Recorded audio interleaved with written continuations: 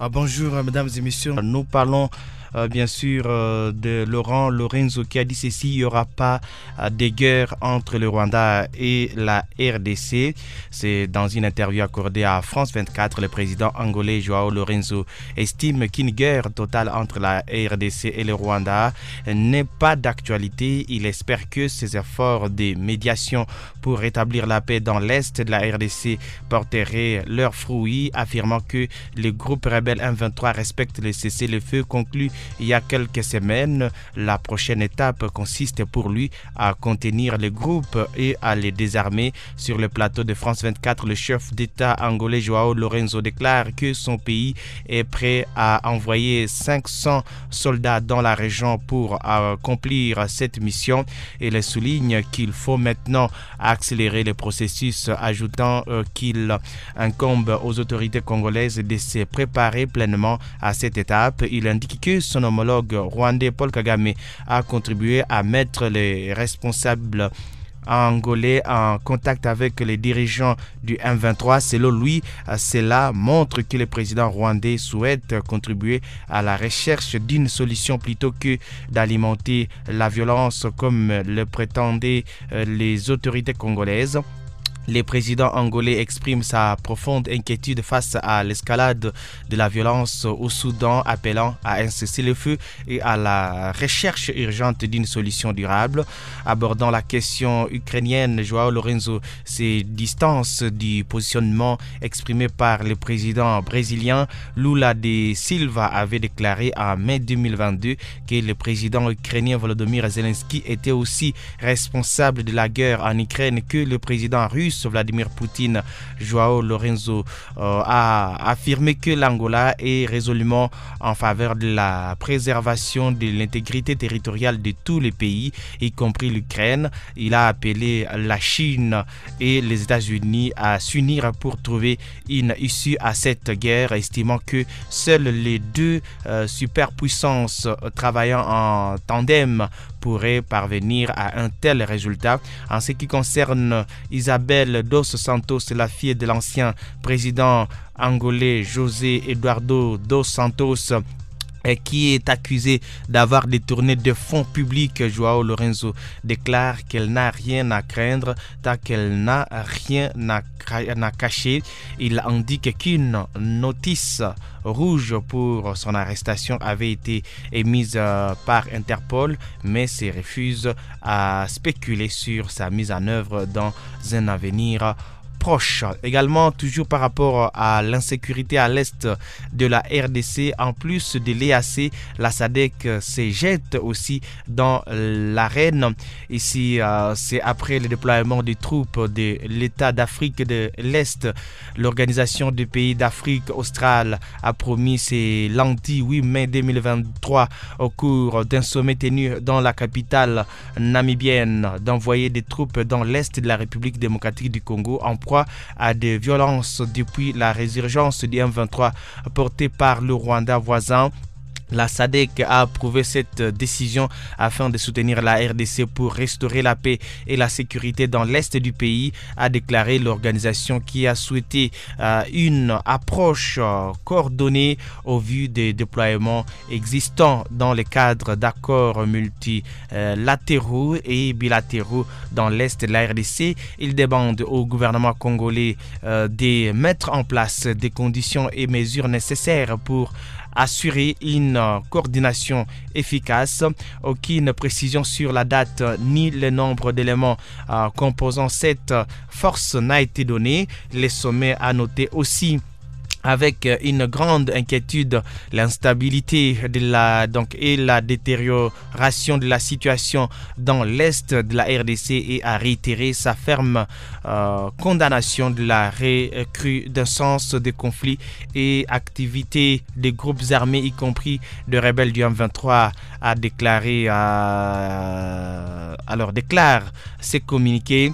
Cette annonce soulève cependant plusieurs interrogations sur sur l'efficacité des différentes forces déjà opérationnelles dans cette partie du pays pour amener la paix, d'où la question d'une certaine opinion sur l'opportunité de déployer encore une autre force sur le terrain pendant que les forces présentes peinent à ramener la paix. Cette annonce soulève également la question sur ce que devient la brigade d'intervention, c'est-à-dire FIB, composée essentiellement des troupes des pays de la SADC déjà opérationnelles à l'est du pays, créée par la résolution 2098 du Conseil de sécurité de l'ONU en 2013. La FIB est dotée d'un mandat offensif composé de 3000 casques bleus. Cette brigade spéciale est autorisée à recourir à la force de manière offensive pour neutraliser les dizaines de groupes armés locaux et étrangers actifs dans l'est de la RDC. 10 ans après, le bilan de cette brigade n'est pas satisfaisant au regard de la dégradation continue de la situation sécuritaire à l'est de la RDC. L'opinion se pose aussi la question de savoir qui va payer, que va devenir l'EAC. L'arrivée annoncée des éléments de l'Afrique australe signifierait-elle l'échec de la mission des États de l'Afrique de l'Est? Autant de questions auxquelles le gouvernement congolais devra répondre. Voilà l'actualité nous proposée ce matin par les médias en ligne mediacongo.net. Et bien sûr, d'autres points d'actualité sont aussi au rendez-vous après cette transition.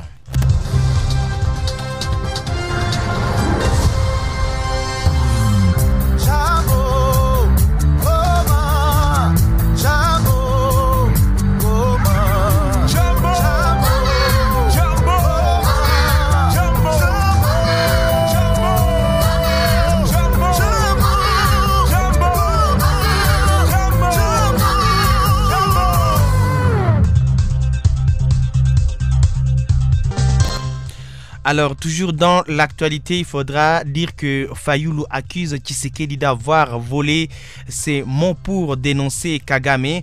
Aujourd'hui, quand Tshilombo parle, vous avez l'impression que c'est Fayulu qui parle. Voilà ce qu'a dit Martin Fayulu, président du parti politique Engagement pour la citoyenneté et le développement, SID en sigle, qui reproche à Félix Tshisekedi d'avoir volé ses mots et ses expressions pour dénoncer les plans de Paul Kagame contre la République démocratique du Congo. Au cours d'une matinée politique tenue le 7 mai 2023 dans les districts de la Funa à Kinshasa, Martin Fayulu a révélé que les collaborateurs de Félix Tshisekedi lui ont demandé d'imiter les mots et les expressions utilisées par lui contre le président du Rwanda. Il a dit ceci: les gens sont allés voir Tshilombo, ils lui ont dit que tu as laissé Fayulu et le docteur Mukwege parler seul du plan de Kagame. Ses conseillers lui ont dit de voler tout ce qui sort de la bouche de Fayulu pour commencer à le dire.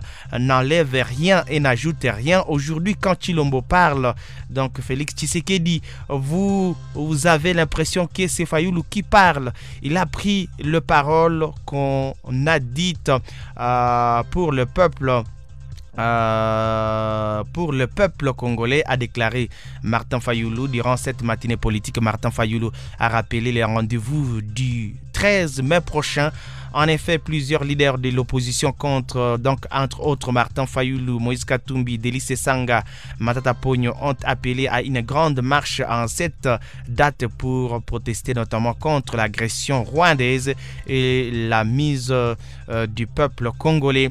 Toujours ici, c'est que Martin Fayulu a dit ceci: nous allons marcher le 13 mai pour dire à Kagame et à ses complices qu'ils ne parviendront pas à balkaniser la RDC.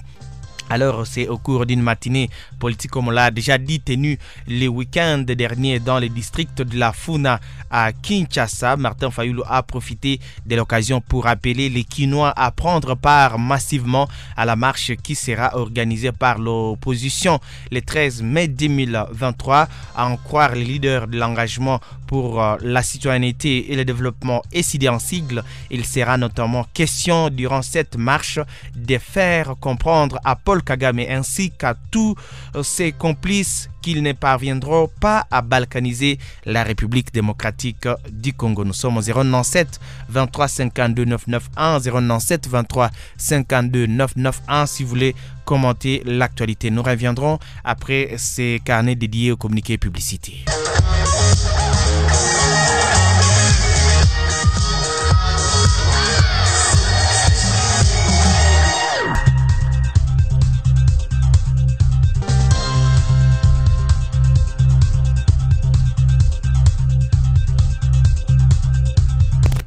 Dans l'actualité ce matin, nous revenons sur l'information qui a été à la une la semaine passée.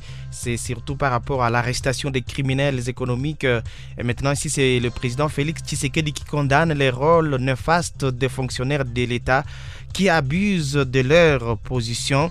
Ici, parlons-en, c'est au cours de la réunion du Conseil des ministres qui a été tenue le vendredi dernier. Le président de la République a salué l'interpellation des criminels économiques et leurs complices congolais opérant dans la province du Sud Kivu. Selon les comptes rendus de cette réunion consultée par 7sur7.cd les dimanches, bien sûr, Félix Tshisekedi a par ailleurs condamné les rôles, d'après lui, néfastes que jouent certains hauts fonctionnaires de l'État dans la pérennisation de la guerre dans l'Est.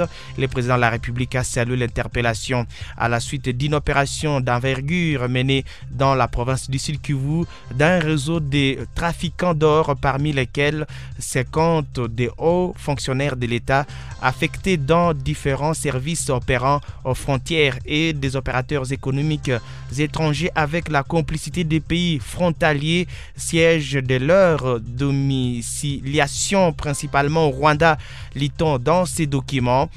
Ces comptes rendus ajoutent quoique les enquêtes sur le blanchiment des capitaux et financement du terrorisme ainsi que sur l'exploitation et l'exportation illégale de l'or dans la province du Sud Kivu se poursuivent, le président de la République a tenu à condamner les rôles néfastes que jouent les dépositaires des prérogatives de la puissance publique dans la pérennisation de la guerre à l'Est lorsqu'ils abusent de leur position pour lutter contre le trafic de l'or. Ajoute la même source, la ministre des Mines Antoinette Samba a été chargée de mener une campagne de communication sur la détermination du gouvernement à lutter contre le trafic de l'or et les risques encourus par tout individu, service administratif ou institution qui se livre à cette trahison de la nation. Ce compte rendu fait savoir également que le chef de l'État a appelé à la vigilance collective de la population pour lutter contre ces fléaux. Pour rappel, les renseignements militaires a mis la main le 1er mai sur 25 criminels économiques, essentiellement des Indo-Pakistanais et des responsables des services spécialisés de l'État pour fraude et trafic de l'or vers notamment le Rwanda. Ces malfrats ont été présentés vendredi 5 mai de l'année à Kinshasa avec 406 000 $ américains, plus de 6 millions de francs congolais.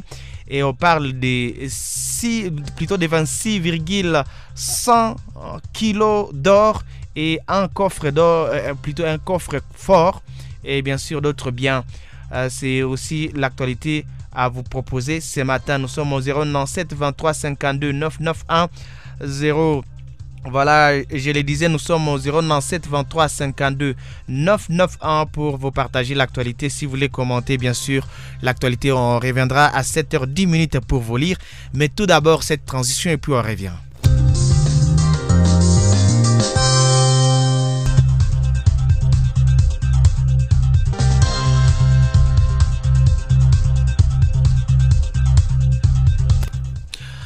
Toujours dans l'actualité, il faudra dire la RDC envisage d'évacuer environ 350 de ses ressortissants bloqués par la guerre au Soudan. Ici, revenons sur ça. C'est au cours du Conseil des ministres du vendredi 5 mai 2023. Le vice-premier ministre des Affaires étrangères, Christophe Lutundula, a présenté la situation des Congolais vivant au Soudan et qui sont bloqués par la guerre. Selon le vice-premier ministre, repris par le compte rendu du dit conseil, ces Congolais qui vont être évacués sont estimés à 350. Et le vice-premier ministre, ministre des Affaires étrangères, a informé le conseil de la situation de nos compatriotes bloqués au Soudan. Et ils sont environ 350 qui doivent quitter ces pays en proie aux affrontements, nous apprend le ministre de la Communication dans son compte rendu. Également, dans l'actualité, nous revenons sur les éléments RDF M23 qui se déguisent en milice d'autodéfense dans des localités qu'ils prétendent avoir cédé à la force de l'EAC. C'est selon Jean-Pierre Bemba, qui dit que lui c'est le vice-premier ministre de la Défense et ancien combattant Jean-Pierre Bemba qui a tiré la sonnette d'alarme sur la présence des terroristes du M23 soutenus par le Rwanda dans plusieurs localités de la RDC, supposés être sous contrôle de la force régionale de la communauté des États d'Afrique de l'Est. Il a été constaté ces derniers jours, a-t-il indiqué au cours de la réunion du Conseil des ministres tenue le vendredi dernier, que les éléments RDF M23 se déguisent en milice d'autodéfense dans ces contrées. Il est important de noter que les éléments RDF M23 se déguisent ces jours-ci en milice d'autodéfense dans plusieurs localités qu'ils prétendent avoir cédé à la force de l'EAC, notamment Kibumba, Bishusha, Kizimba, Kibarizo, Burungu, Usumba, Nyange, Katsura, Bigombwe et Kibachiro, peut-on lire dans les comptes rendus du Conseil des ministres. À en croire le vice-premier ministre de la Défense, la situation sécuritaire dans l'est du pays demeure alarmante, principalement dans les territoires d'Irumu, Mambasa, Beni, Masisi, Rutshuru et Nyiragongo. Il souligne que le RDF M23 renforce leur présence massive dans certaines localités du territoire congolais. Par ailleurs, le nouveau renfort en provenance du Rwanda continue d'arriver par différents points frontaliers dont Kabuhanga et le parc national de Virunga. 3 hélicoptères RDF ont effectué plusieurs rotations à Tchanzu, renseigne le compte rendu du Conseil des ministres. S'exprimant sur les opérations militaires sur le terrain, Jean-Pierre Bemba a mis l'accent sur les zones perturbées par les terroristes M23 appuyés par l'armée rwandaise. Il a dit ceci: le 29 avril, le RDF M23 ont enlevé 6 personnes pour une destination inconnue dans le groupement Bweza, créant ainsi une psychose dans les chefs des habitants de cette partie du pays. Le 2 mai, les éléments RDF M23 ont momentanément suspendu tout trafic sur le tronçon Kalengera Tongo pour assurer l'acheminement des bétails pillés dans les territoires de Massissi et récupérer ceux abattus le 1er avril par le FDLR, a-t-il fait savoir. À l'ouest du pays, a renseigné le vice-premier ministre de la Défense, la situation demeure sous contrôle et reste marquée par la poursuite de la mission de la commission de sensibilisation intercommunautaire Tekayaka, conduite par les chefs traditionnels Mini-Congo dans les provinces de Maïndombe et du Kwilu. Dans un communiqué rendu public le 24 mars dernier, l'armée congolaise avait émis des doutes sur la volonté du M23 de libérer certaines localités dans l'est du pays. Pour les forces armées de la République, le M23 appuyé par l'armée rwandaise joue à la diversion. Voilà, toujours nous sommes avec vous ce matin. Nous sommes au 097 23 52 991 097 23 52 991 si vous voulez commenter l'actualité. D'une province à une autre, nous nous rendons au niveau du Maniema. Nous parlons de 3 jeunes qui ont été tués dans des échauffourées avec la police à Kindu. Ici, c'est 3 jeunes qui ont été fusillés lors des échauffourées avec la police nationale congolaise PNC en commune de Kasuku dans la ville de Kindu au Maniema. C'était le dimanche 7 mai 2023. Ils sont décédés sur les champs. Selon quelques habitants, des jeunes qui font la patrouille nocturne se seraient opposés à la présence policière dans leur quartier. Maître Stéphane Kamundala, président de la société civile du Maniema, qui a livré cette information à la presse, a indiqué que plusieurs maisons étaient pillées, des kiosques vandalisés et les sièges de l'Union pour la démocratie et le progrès social UDPS et Tshisekedi incendiés par des jeunes en colère. Les bilans provisoires parlent de 3 personnes tuées, plusieurs arrestations à destination inconnue, des extorsions, des biens, des valeurs, les pillages d'autres biens et j'en passe. La société civile Force Vive du Maniema dénonce l'attitude des jeunes qui, en dépit de la colère qui les a caractérisés, sont allés saccager et incendier le siège de l'UDPS, a-t-il déclaré. Pour l'UDPS Tshisekedi, il s'agit d'une milice qui voudrait renverser son pouvoir par des attaques ciblées. Depuis un moment, la ville de Kindu est en proie à l'insécurité. Des bandits à main armée opèrent presque chaque nuit et sèment désolation. Ils volent et violent les femmes. Face à cette situation, les jeunes de certains quartiers de la ville se sont organisés en groupe d'autodéfense. Ils font la patrouille nocturne saluée par la population de Kindu. La goutte d'eau qui a débordé le vase, c'est la résistance de la jeunesse du bloc 3Z dans la commune de Mikelenge. À plusieurs reprises, ces jeunes se sont opposés de voir les patrouilles de forces de l'ordre entrer dans leur bloc. Voilà.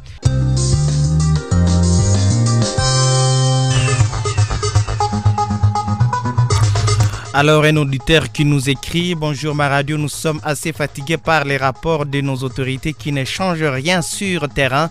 C'est quoi au juste? Tout le monde pensait que Jean-Pierre Bemba devrait aider notre président à faire échec aux terroristes du M23, mais lui devient le deuxième porte-parole. Alors, je reviens sur ces commentaires. Bonjour ma radio, nous sommes assez fatigués par les rapports de nos autorités qui ne changent rien sur terrain. C'est quoi au juste? Tout le monde pensait que Jean-Pierre Bemba devait aider notre président à faire échec aux terroristes du M23. Mais lui aussi devient le deuxième porte-parole du gouvernement.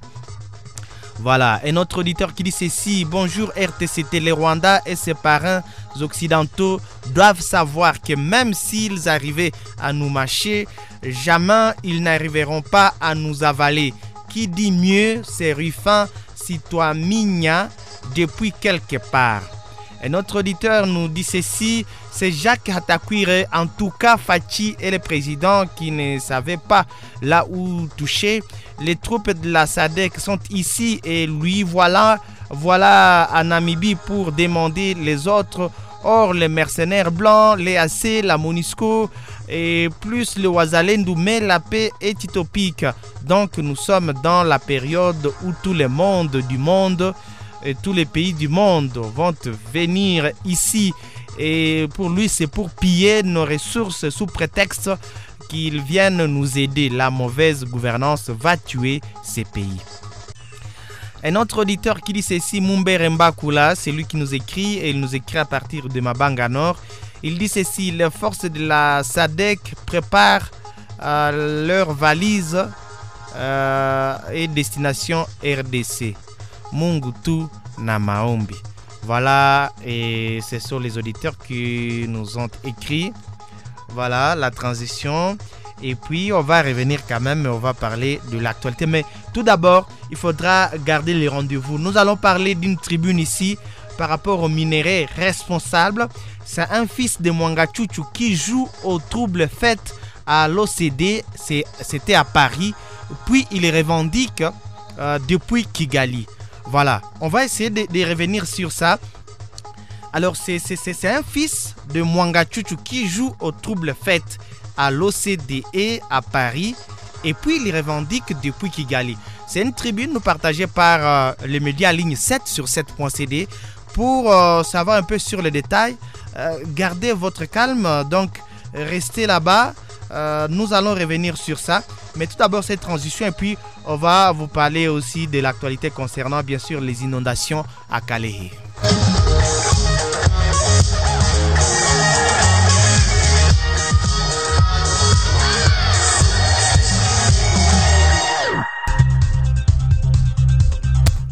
Alors ici, nous parlons du docteur Mukwege qui demande au gouvernement d'assurer un enterrement digne des victimes. Ici, c'est le prix Nobel de la paix 2018, le docteur Denis Mukwege, qui a fustigé la manière dont les victimes des inondations survenues dans les territoires de Kalehe et au sud Kivu ont été enterrées. C'était le vendredi 5 au dimanche 7 mai. C'était dans un tweet publié le dimanche. Il invite les autorités à assurer une inhumation digne aux morts. Les autorités doivent assurer une sépulture digne aux morts des intempéries suite à la proclamation du deuil national. Entasser les corps dans une fosse commune témoigne d'un manque de respect des défunts et de leurs familles et de l'écurie des institutions, a-t-il déclaré.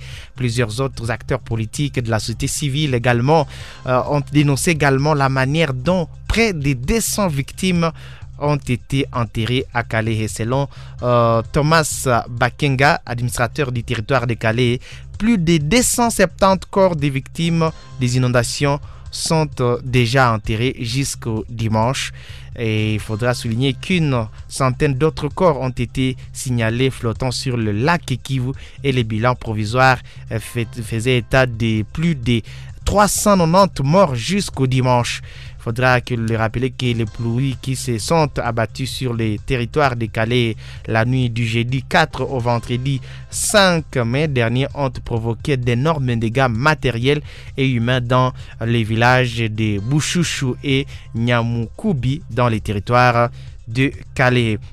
Alors, nous reviendrons également vous parler de l'actualité. Vous le savez, cette antenne aussi, c'est toujours donner aussi de l'espace à nos partenaires. Il est temps ici pour un micro-sketch et puis nous reviendrons après.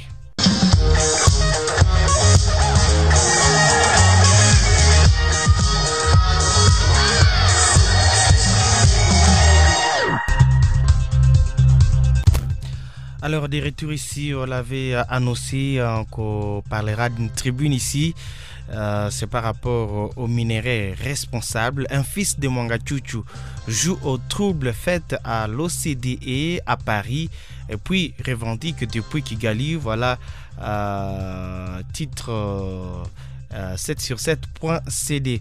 Ici, c'est à Paris qui a abrité donc c'est Paris qui a abrité du 24 au 28 avril le forum 2023 de l'OCDE sur les chaînes d'approvisionnement en minerais responsables. Les principaux acteurs du secteur minier congolais, officiels et privés, y avaient pris activement part afin de faire valoir le point de vue du pays et aux besoins parer à toute éventualité pour barrer la route à toute tentative de diabolisation des chaînes d'approvisionnement au Congo. Et l'occurrence a été saisie par les Mwangachuchu pour jouer aux troubles faits. Un des fils non prévu au protocole a interrompu la séance par une prise de parole anarchique pour crier à la discrimination de sa famille au Congo parce que d'origine Tutsi et depuis Kigali, faisant fi de la manière dont ils ont été acquis la concession minière à Rubaya. Il a dénoncé dans Paris Match la spoliation dont est victime sa famille. La poursuite en flagrance pour, entre autres, atteinte à la sécurité de l'État dont est l'objet depuis le 1er mars. Mwangachuchu perd devant la haute cour militaire ne pousse pas les Mwangachuchu à la résignation. Bien au contraire, il ne ménage aucun effort pour s'assurer des services de certains ONG des droits de l'homme et associations de la société civile et profiter de certaines tribunes sur le plan international pour pour faire attendre leur cause. À plein forum 2023 de l'OCDE à Paris sur les chaînes d'approvisionnement en minerais responsables qui s'est tenu du 24 au 28 avril 2023, un fils Mwanga Chuchu a surgi de nulle part pour jouer aux troubles fêtes. Une forte délégation congolaise constituée des acteurs aussi bien officiels que privés du secteur minier avait pris part activement à ces assises. Au lendemain du jour de l'ouverture, un fils Mwanga Chuchu habillé à la Zorro a perturbé la plénière aussitôt après la prise de la parole du représentant du gouvernement congolais, M. Godard Moutemona, vice-ministre des Mines, intervention au cours de laquelle il avait non seulement brossé la politique nationale en matière tant d'exploitation que de commercialisation des minéraux, mais aussi souligné les progrès réalisés par l'État sur le plan des chaînes d'approvisionnement en minerais responsables non prévus au protocole. Il a déployé grandement sa gorge hors micro pour accuser l'État congolais de persécuter sa famille, dont le père est présentement poursuivi en justice du fait qu'il est d'origine Tutsi. Dans le même laps de temps, jour où Mwanga Chuchu, j'ignore parce que c'est de lui qu'il s'agit, a donné également de la voix dans Paris Match, voir sa livraison du 4 au 10 mai 2023 à partir de Kigali. À l'occasion, il a dénoncé la spoliation dont sa famille est victime et s'est demandé pour le compte de qui travaillent les miniers qui creusent en toute impunité. Toute la question est de savoir pourquoi les Mwanga Chuchu font fi de la manière dont ils ont acquis des concessions minières dans les Massissi, essentiellement à Rubaya sous le PE 4731.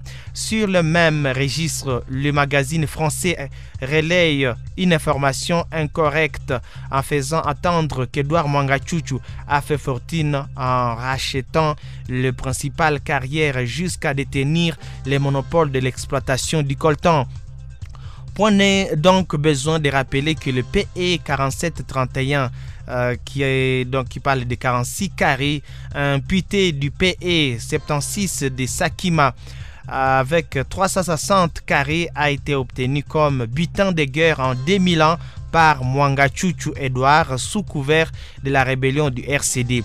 Il n'existe aucun acte de vente ni de cession de la part de Sakima, la propriétaire.